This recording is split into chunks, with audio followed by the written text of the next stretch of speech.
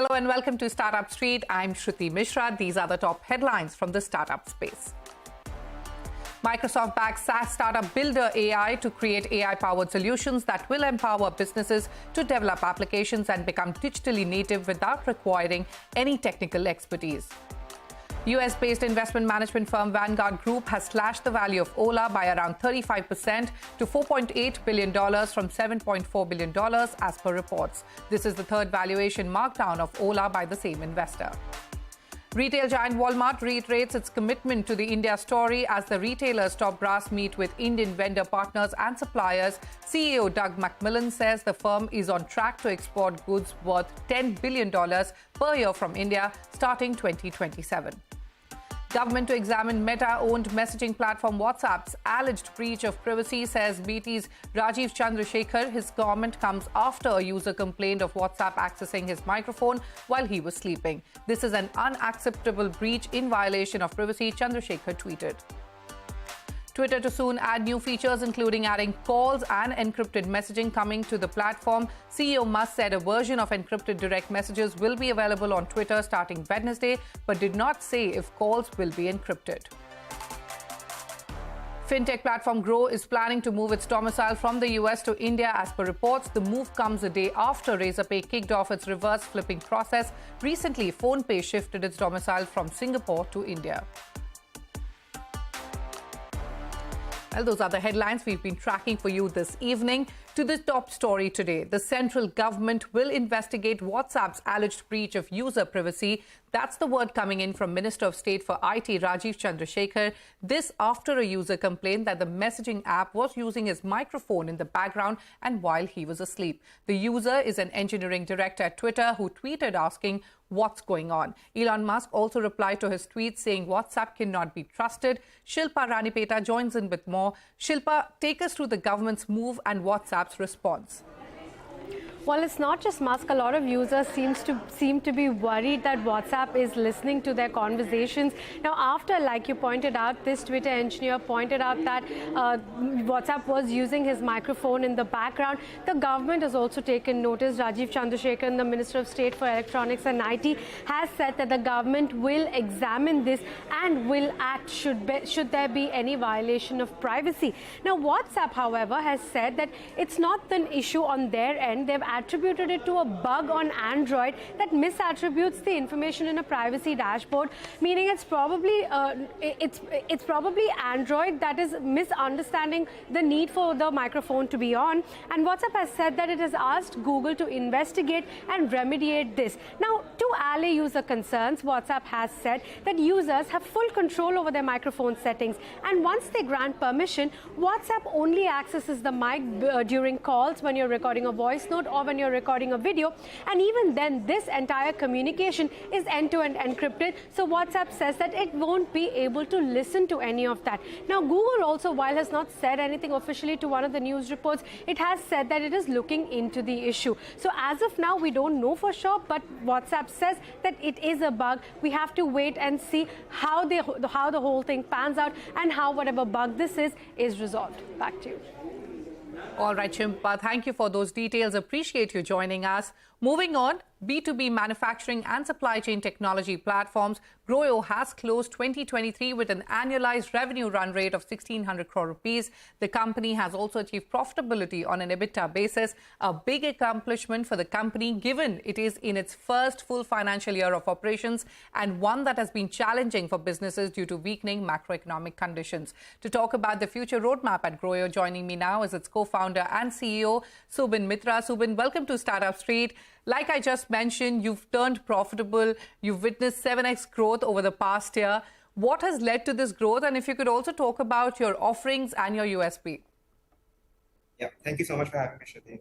Pleasure being here. The growth predominantly has been fueled by macro conditions, which has led to exports moving to India. We have consciously worked with SME manufacturers across the Indian subcontinent to help them grow their business and put them on the global map. In the course of this journey, we have seen them becoming more and more competitive and be able to displace exports that come from China. Our offerings for a manufacturer are helping them grow their business, go global, and helping them procuring raw materials at cheaper prices. All right. Subin, you've also expanded operations to London and the US. In fact, you also recently announced a partnership with Dubai Royal Family's private office to transform the B2B manufacturing and sourcing landscape across the Middle East. So elaborate on your global plans and the kind of impact you hope to create in these markets. Yeah, I think from a global point of view, we're already present across the US, London, and the Middle East, as you rightly said. Our global plans are to work with 10 million plus SME manufacturers that sit in this part of the subcontinent and help them access demand from all of these large markets. Our true mission is to take them global and put them on that global footprint and enable them to grow their business. This is just a starting point for us, with these being key markets that we've just expanded into. And as we grow, we will be doubling down in the US and the European Union as we see more and more demand from there coming to the Indian subcontinent. Okay. Subin, you're also strengthening Groya's supply chain across Asia. You've acquired over 100 new buyers globally, and you're also expecting to double growth this financial year. So where do you see the next leg of growth coming from? And also, what will be the revenue mix going forward between domestic and international? The next leg of growth for us will be going deeper and deeper into the supply chain across the continent. I would still say we are very small and we've touched just the tip of the iceberg. We're working with a few clusters across the north of India and the south of India. As we grow, we would want to go deeper in India and work with more and more SMEs, which are largely untapped across this part of the continent. And that is where a large part of the growth will come from. From a revenue mix point of view, helping these manufacturers go global will be our largest focus. So exports will be more than 50% of our revenue. And that will come from enabling these manufacturers to export more and more to large brands. Okay. You're also in the tech-enabled B2B lifestyle space. Subin, what is the potential you see going forward, and what are the new demand and supply hubs you plan to enter to further strengthen your position in the market?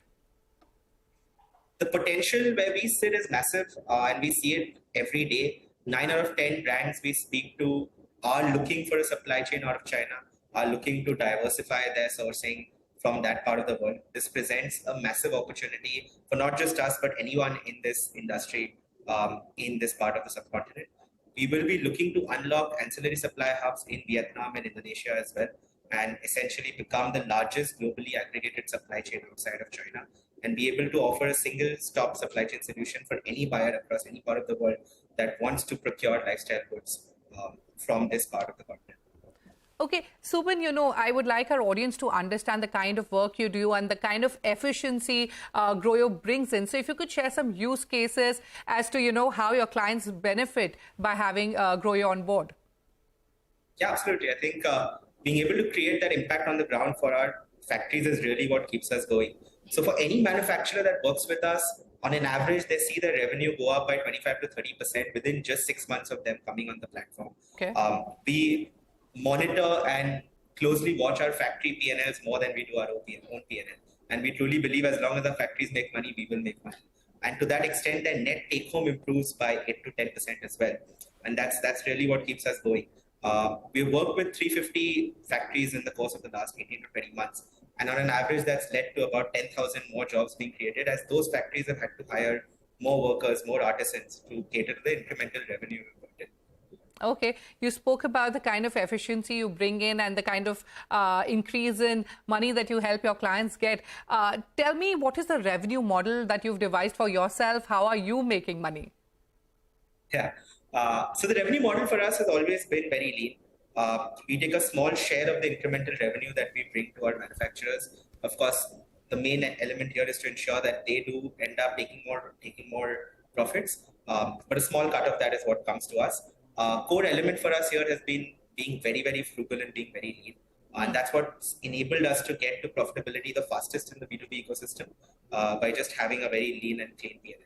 Okay, one final question before I let you go. You've raised $45 million in capital so far from marquee investors, including Alpha Wave Incubation and Tiger Global. Any plans, Subin, of raising more funds to fuel your aggressive growth plans? Not in the immediate future. I think we've raised a good amount of capital to grow our business, and we've gone to profitability very early.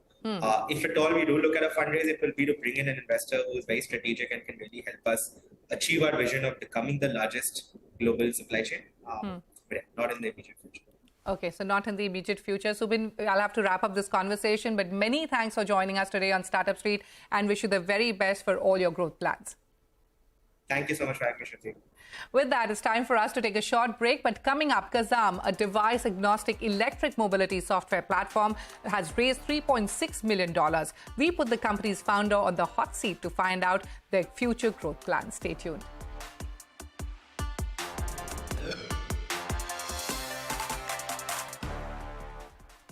Welcome back to Startup Street. Kazam, a device-agnostic electric mobility software platform for charge point operators, fleet operators and electricity grids, has raised $3.6 million in a round led by Avana Climate Fund.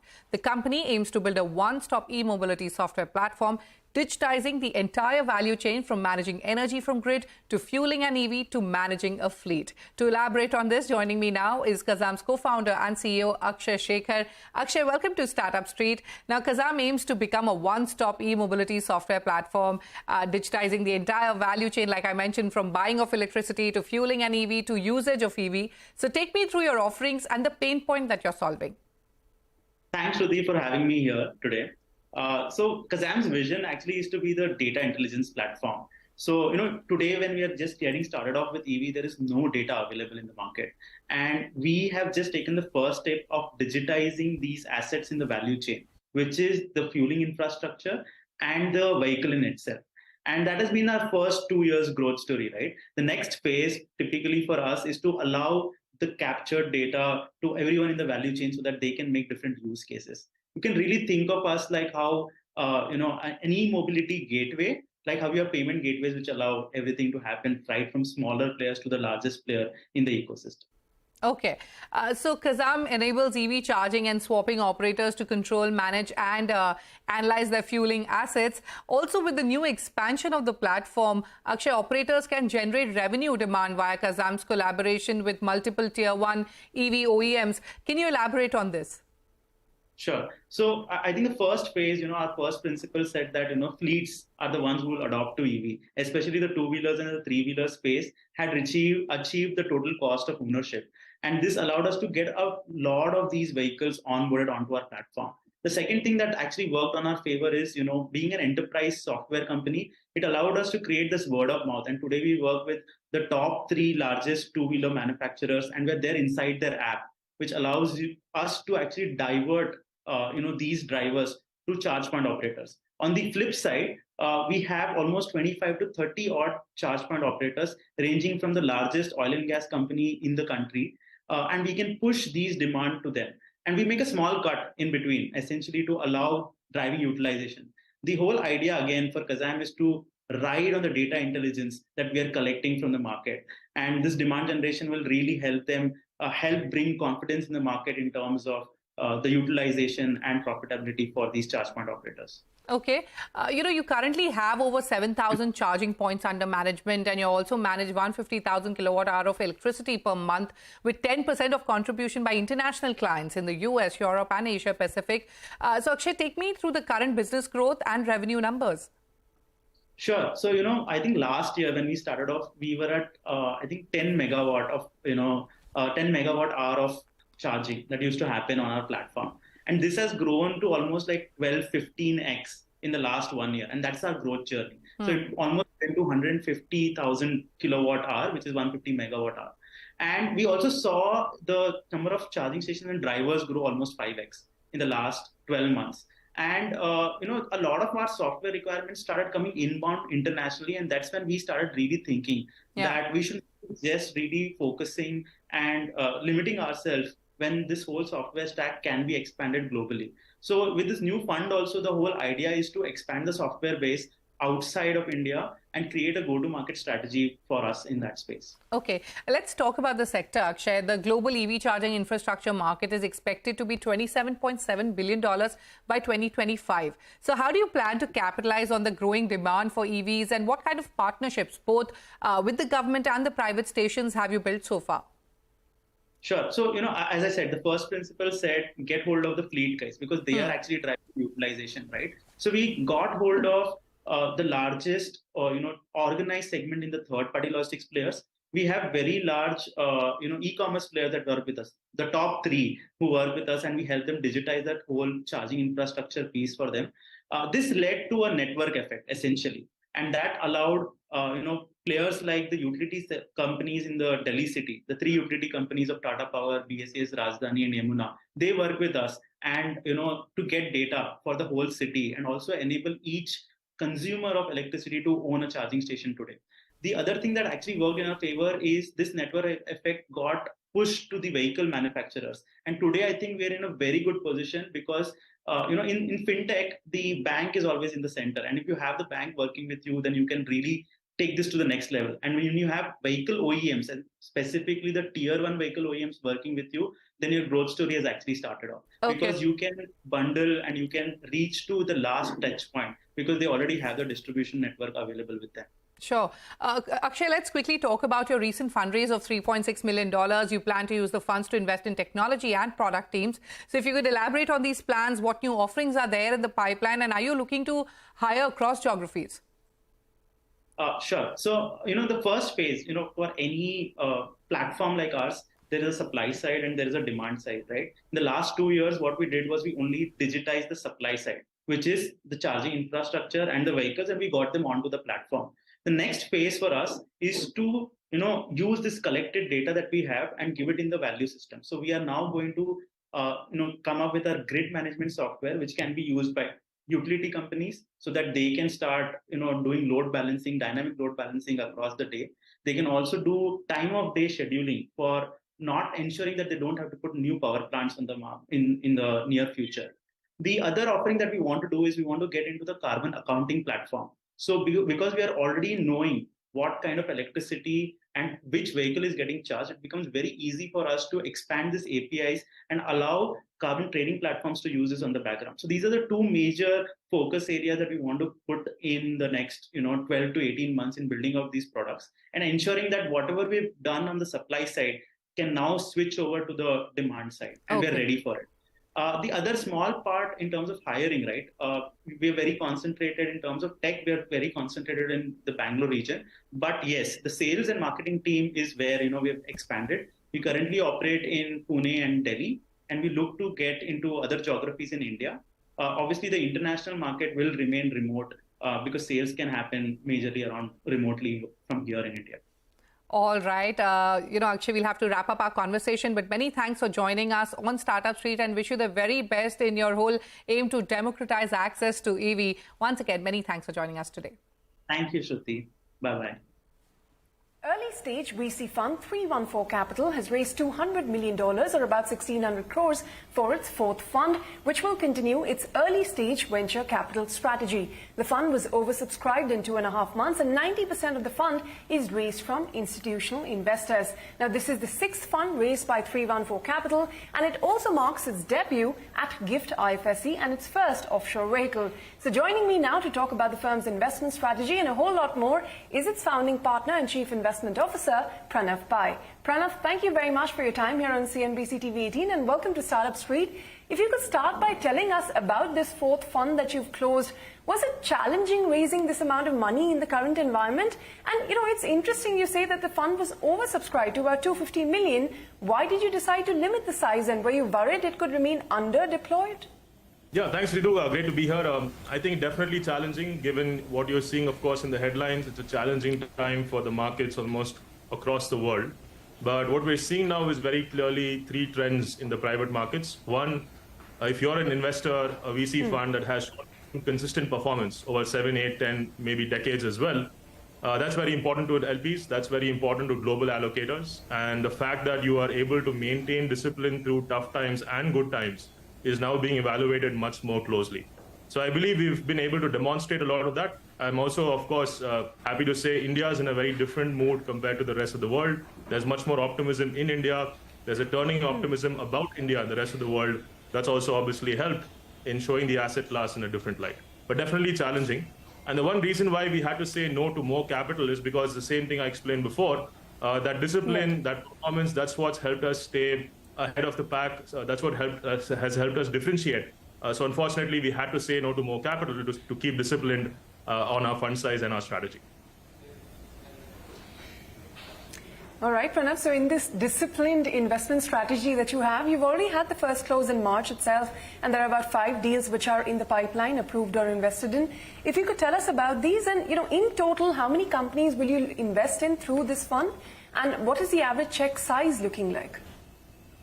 Definitely, and what I must say is, now, like I said before, it's a lean time, but what we're seeing is a fundamental change in the market, especially in India, for the better. We're seeing more experienced founders with domain experience. They've seen scale before. Some of them have worked in startups that have gone IPO already.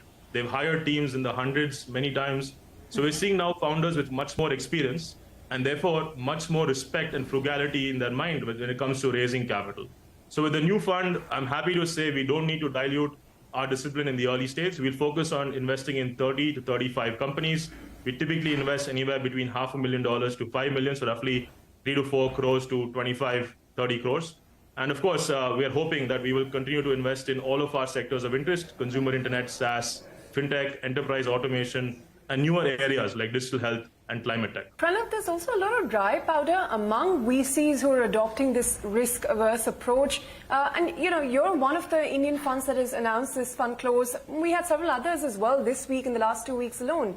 How are you changing your strategy as well because of the concerns emanating on corporate governance and so on? How are you protecting your investments? And are there some sectors you would not touch with a barge pole, for instance? Yeah, great question. And risk management is something we take very seriously. In fact, we consider ourselves less investors and more portfolio managers in that sense.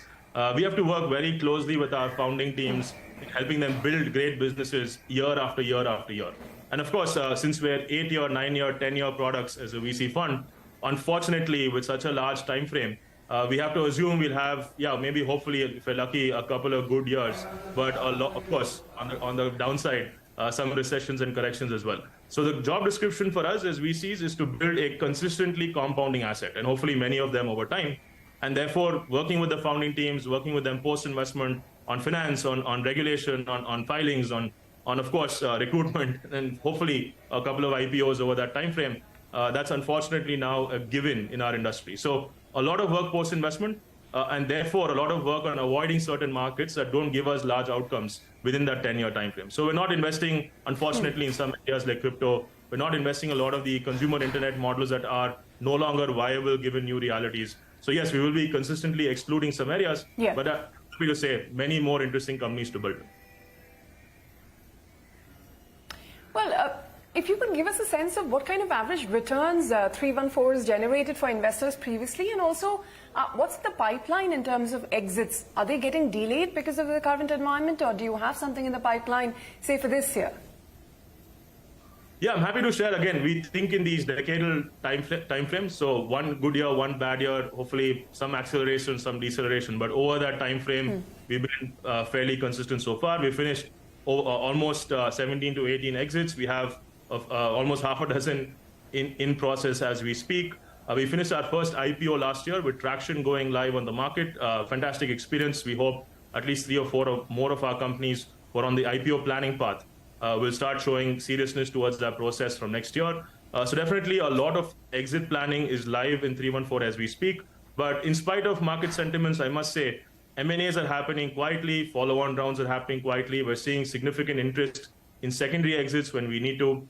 So I'm not too concerned about what we're going through right now. Certainly our trajectories for our exit horizons for our older funds are definitely on track. Well, we'll see how that plays out. But Pranav, thank you very much for your time here on CNBC-TV18. It was a pleasure speaking with you. Thank you, Ritu. Appreciate it. Well, with that, it's a wrap on this edition of Startup Street. More news and updates coming up on the other side. Stay tuned.